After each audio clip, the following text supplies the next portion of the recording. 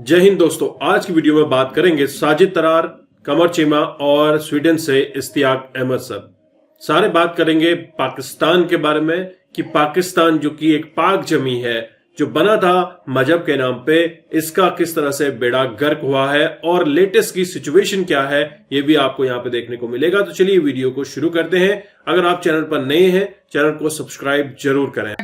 India को कहता है वो चाइना के गले पड़े, ताइवान का वो इंडिया को यूज करना चाहता है। मैं अब इंडिया नहीं कर रहा है, यही फ्रिक्शन आ रही है। ये चाहते थे कि उनके बॉर्डर के साथ कन्फिल्ट्रेशन करें, उनके साथ रेजिस्ट करें। इंडिया नहीं करता। इंडिया अपनी उनका, मैंने आपको शायद पहले भी अर्ज किया था, स्ट्रेटेजिक ऑटोनॉमी, वो अपना स्टैचर मेंटेन रखना चाहते हैं।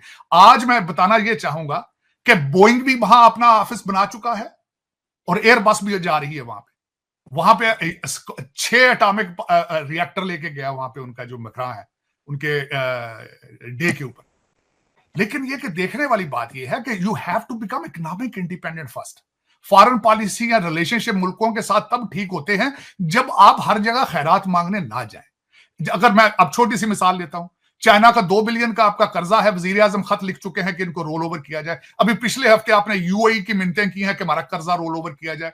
कोई मुल्क दुनिया का बताएं जो सूद देने के लिए, इंटरेस्ट देने के लिए भी कर्जा ले कहीं से? तो ऐसा मुल्क कितना अरसा चल पाएगा? उस मुल्क के बारे के मुस्तकबिल की क्या बात की जाए जो सूद देने के लिए भी कर्जा ले रहा हो कहीं से, जिनका डायस्पोरा, जिनका लोग भाग रहे हो जान बचा के बिजनेस में वहां से, जहां की अदालतें काम ना कर रही हो, लोग वहां की पुलिस से डर रहे हो, फिर वहां के वजीर आजम चले जाए डेवोस के मैं यहां से कारोबार लेने आया हूं, कि मैं आया हूं लोगों को परसू करें, come to Pakistan invest money. और जो पाकिस्तान में पाकिस्तानी भाग रहे हैं वहां से बिजनेसमैन, बाहर वाले किस तरह लेके जाएंगे? पुलिस से मुझे कौन बचाएगा? मुझे जजों से कौन बचाएगा? वहां पे मैं आता हूं, वहां पे पाकिस्तान पैसे जा मैं लगाता हूं, कौन बचाएगा मुझे पुलिस से? जजों से कौन बचाएगा मुझे? दूसरी सोसाइटी को छोड़ दें, क्रिमिनल तो ओपन क्रिमिनल है, लेकिन इनसे कौन बचाएगा मुझे?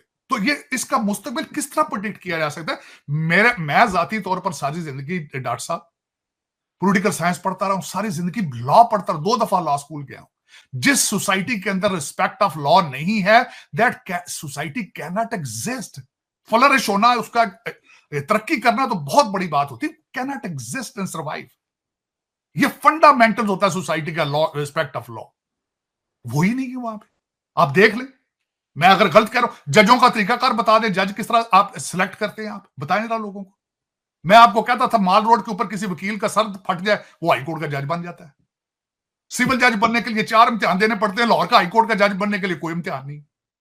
मैं अफसोस के साथ कहीं हूं कि इंग्लिश देखता हूं, कुछ सिद्ध इंग्लिश नहीं लिख सकते, नाल रजिस्ट्रार रखे होते हैं, फैसले उन्होंने को लिखवा देते। पता नहीं चीमा। और किस तरीके से आपके पावरफुल जो आपकी रूलिंग एलीट है, वो अपने वकीलों को प्लांट करते हैं और वो कल को वो फिर जज बन के उनको अकोमोडेट भी करते हैं। उनकी वीडियो भी आ चुकी है, उनकी आपके सामने सारा कुछ पड़ा है। किस तरीके से चौधरी बरादरान ने एक बंदे को प्रमोट करके आगे लेकर आए, वो क्या हुआ? सारा दुनिया के सामने पड़ा है। मैंने कल आपके सेगमेंट में कहा था किस तरीके से कासम सूरी साहब 3.5 साल हुकूमत करके गए सिर्फ स्टे की वजह से, और उन्होंने कॉन्स्टिट्यूशनल सब पता आपको, आखिरी दिन था जब इमरान खान साहब का, उन्होंने आके असेंबली में बोले थे। ये कौन? ये अदालतें।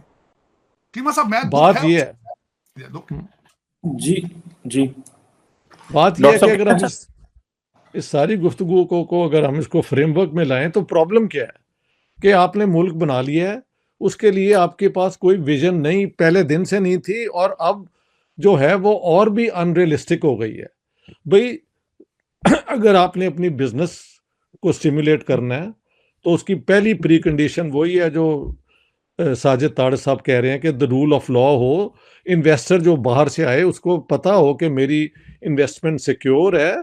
और लेकिन जहाँ पे आप देखें ना, चाइनीज जो हमारे मामे बने हुए हैं, उनके इंजीनियर को ये मारने लगे थे तो फिर उसको बचा लिया गया।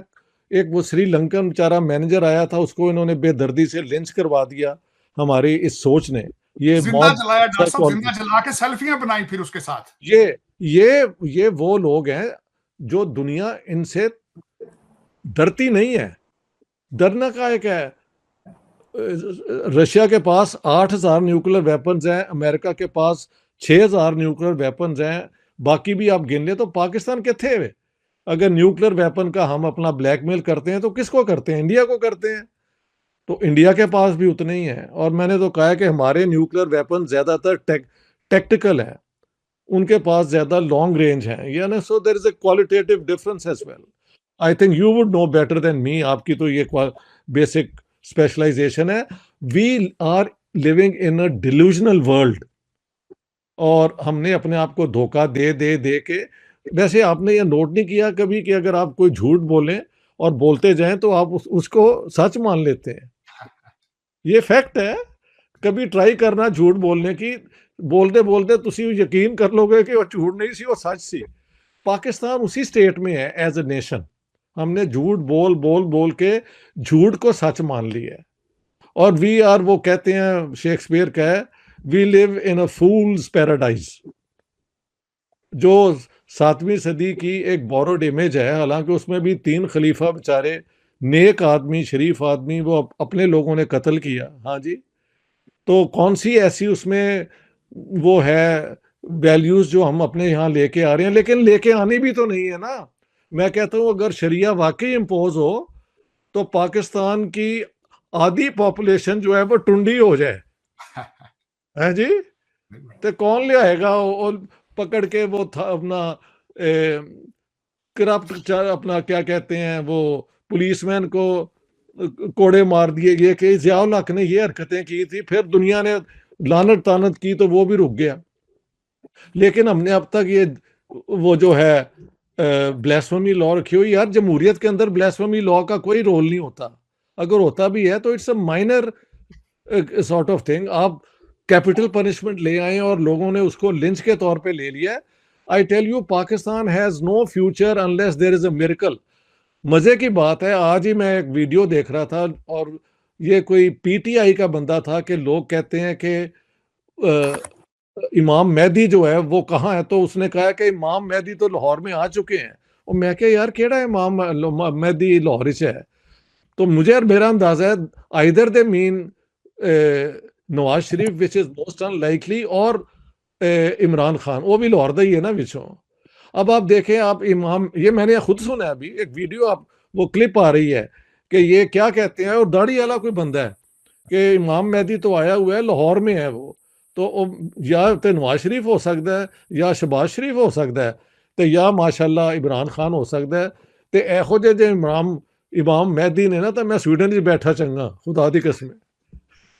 ये बेहूदगी है, ये बेहूदगी है इस किस्म की बात। एक इजाजत चाहूंगा आप दोनों से, साहब, वो ये करनी थी खासकर इस हवाले से कि मैं समझता हूं कि हमारी सबसे पहला इशू इस वक्त पाकिस्तान का सबसे बड़ा ये है कि we don't have no clear definition of Islam. हमें पता नहीं है इस्लाम क्या है। एक तो आपको मैं डॉक्टर साहब से सेकंड करूंगा, पाकिस्तान का मतलब क्या, ला इलाहा इल्लल्लाह, सियासी तौर पे इसको इस्तेमाल कर रहे हैं मुसलसल। हालांकि नहीं करना चाहिए क्योंकि दुनिया का करप्ट कंट्री है, आपको इस्लाम को खराब नहीं करना चाहिए। ख्याल नहीं है, इसका ख्याल नहीं है। दूसरी एक बात मुझे चीमा साहब पता चली इस बात की, मैंने मेंशन किया अभी इसी सेगमेंट में कि रियाज के अंदर लिकर स्टोर बन रहा है। मैं सारी जिंदगी ये समझता रहा हूं नाचीज, क्योंकि मुझे नॉलेज नहीं था कि शायद इस्लाम के अंदर शराब की ममानियत है, इस वजह से वहां पे शराब बंद है। लेकिन मैं शॉक्ड था इस चीज में, शॉक्ड हूं कि ये वजह नहीं थी।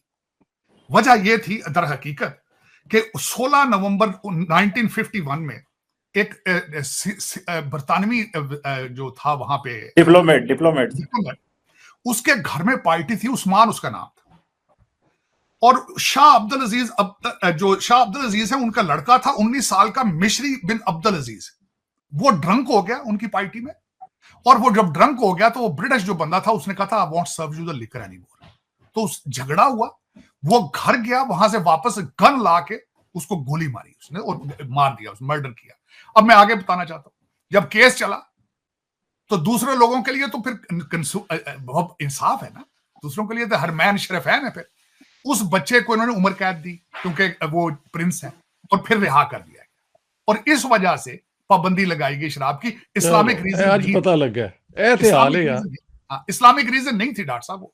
और हमारे जैसे लोगों के लिए आपने एक ऐसा बना दिया है कि सारा दिन हम वजू संभाल के फिरते रहते हैं, वजू ना टूटे जाए, वजू ना टूटे जाए। हमारे लिए आपने इस्लाम को इस तरह कॉम्प्लिकेट कर दिया है आपने इस्लाम को। मैं एक बात करना चाहूंगा कि मैं जब ये लाहौर में था 2.5 महीने, तो शाम को जहां भी मैं खाने पे गया हूं ना, तकरीबन खुदा दी कसमें पूरी हर किस्म दी ड्रिंक केड़ी तुसी लेनी है जेड़ी मैं कदी देखिया भी नहीं।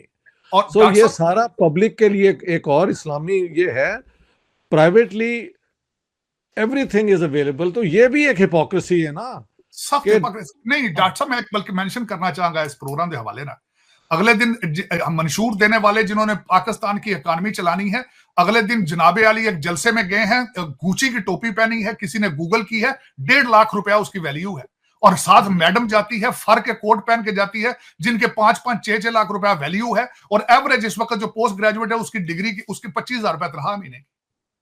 पता नहीं ये तो किस ये तरह के है। लोग हैं। नहीं अच्छा, नहीं डॉक्टर साहब, मैं एक अर्ज ये करना चाहूंगा। लोग मेरे कई दफा कहते हैं, क्योंकि इस वक्त लोग गांधी पे, मैं महात्मा गांधी का बहुत बड़ा फैन था, उन्हीं लॉ स्कूलों से पढ़ा था लंदन से, जहां से हमारे लीडर पढ़ के आए थे। उसने कपड़े क्यों उतार दिए थे अपने? क्योंकि वो रिप्रेजेंट करता था गरीब लोगों को। बिल्कुल सही। उसने शो की थी। हमारे अभी तक जो फ्यूचर वजीर आज़म है, गुची की टोपियां पहन के जलसों में जाते हैं। आई होप आपने ये वीडियो एंजॉय किया, और आपको हमेशा यही देखने को मिलता है कि पाकिस्तान के पीएम, पाकिस्तान के सियासतदान कहीं पर भी जाते हैं तो सिर्फ भीख मांगने को ही जाते हैं। तो वो भीख इसलिए भी मांगते हैं कि उनका जो प्लॉट है कनाडा के अंदर, टोरंटो के अंदर, या फिर अमेरिका में, लंदन में प्रॉपर्टीज खरीद सकें। बट वो इसलिए नहीं जाते कि वो देश में पैसा लाना चाहते हैं। देश के बिजनेसमैन तो अपना बोझा बिस्तरा, अपना सामान समेट के भाग रहे हैं, दूसरे देशों में शरण ले रहे हैं, और पाकिस्तान की अवाम भी हर साल 10 से 20 लाख के बीच में निकल रही है दूसरे देशों में। और वहीं पाकिस्तानियों का जिस तरह से बॉयकॉट हो रहा है, तो ऐसा लग रहा है कि ये सारे वापस बैक इन पाकिस्तानी आपको देखने को मिलेंगे। लेकिन पाकिस्तान ने हमेशा से कर्ज में ही अपना जीवन गुजारा है, 23 बार IMF से कर्ज ले चुका है, और अभी फिर से जो $2 बिलियन का चाइना का उधार चुकाना है, उसके इंटरेस्ट के लिए भी लोन लेने के लिए पाकिस्तान दर बदर भटक रहा है। तो क्या ऐसा कोई मुल्क हो सकता है जो कि इंटरेस्ट चुकाने के लिए भी लोन ले? दोस्तों, पाकिस्तान को फूल्स पैराडाइज इसीलिए कहा जाता है क्योंकि पाकिस्तान में सारे जो लोग हैं झूठ बोलते आए हैं, झूठ बोलते आए हैं, और उसी झूठ को वो सच मानने लगे हैं। और यही एक रीजन है कि पाकिस्तान की अवाम सच सुनना नहीं चाहती, क्योंकि वो जो झूठ बोलते आए हैं, झूठ समझते आए हैं, उसी को वो सच मानकर एक बुनियादी तौर पर आगे बढ़ रहे हैं। और यही एक रीजन है पाकिस्तान के गर्त में जाने का। हालांकि पाकिस्तान के सियासतदान या उनके बच्चे दूसरे बड़े देशों से पढ़कर आए हैं, बड़ी बड़ी यूनिवर्सिटी से पढ़ के आए हैं, लेकिन वो इसलिए पढ़ के आए हैं कि वो अपने माँ बाप का पैसा सेटल कर सकें, दूसरे देशों में प्रॉपर्टीज खरीद सकें, दूसरे देशों में बिजनेसेस स्टार्ट कर सकें, पाकिस्तान का अवाम का पैसा चूस कर दूसरे देशों में ले जा सकें। कोई भी इसलिए नहीं पढ़ता कि वो देश का भला करे। अब फरवरी में पाकिस्तान में पीएम इलेक्ट होने हैं, तो अब उम्मीद जो लगाई जा रही है नवाज शरीफ ही होंगे। पाकिस्तान में उम्मीद यही है कि पाकिस्तानी आर्मी के जो पपेट है नवाज शरीफ साहब ही पीएम बनेंगे, और इसके बाद पाकिस्तान का क्या हाल होगा आपने नवाज शरीफ के कार्यकाल में देखा है। अब आपने इस वीडियो में काफी इंफॉर्मेशन कलेक्ट की होगी। मैं आपको मिलता हूं नेक्स्ट वीडियो में, तब तक के लिए थैंक यू। जय हिंद, जय भारत।